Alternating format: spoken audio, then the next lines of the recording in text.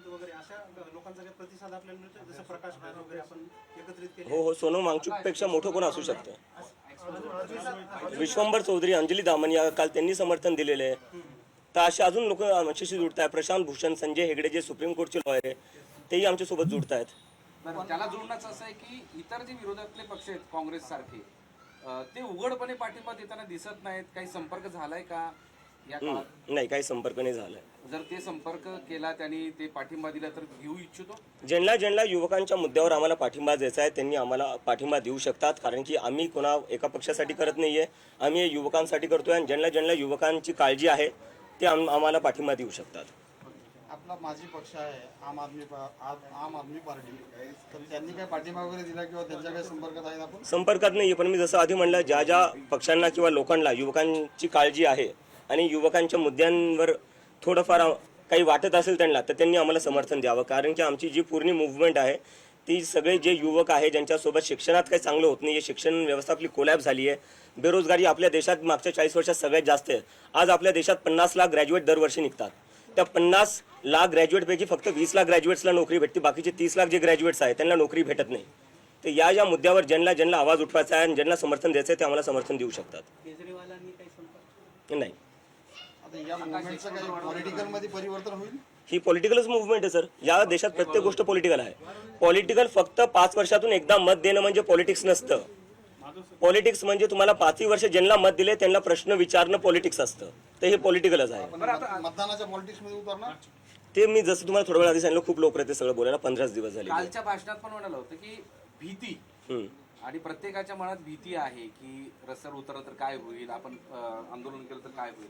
ती भीती अजूनही मनात आहे का? पुढं या भीतीला सगळं दूर करून पुढं एक संघ मला काल वाटतं की युवकांनी उत्तर दिलेलं आहे, ते आता घाबरत नाही. आणि त्यामुळेच काल जंतर मंतरवर आपण एवढी गर्दी पाहिली, पूर्ण जंतर मंतर भरून गेलं होतं. ते एक मेसेज होता की आजचा तरुण आता घाबरणार नाही या सरकारला. याला जोडूनच एक प्रश्न आहे.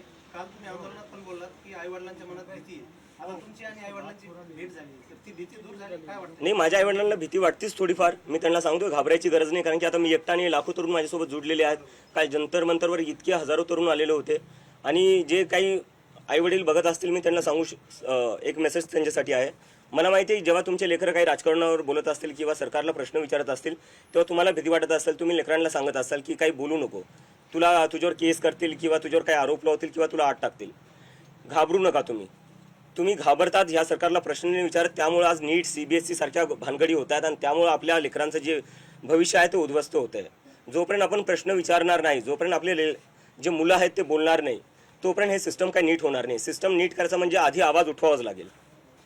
सर अब हिंदी में काँग्रेसचे नेते तुम्ही मराठवाड्यात आलेले आहात, युवकांच्या प्रश्नांवर मनोज जरांगे पाटील सुद्धा जे आहे अनेक दिवसांपासून झटत आहेत, तर त्यांची तुम्ही भेट घेणार आहे ना किंवा समर्थनासाठी किंवा काही गोष्टीसाठी? सर, मी आज सकाळी 6लाच घरी पोहोचलो. मला थोडा वेळ तर द्या.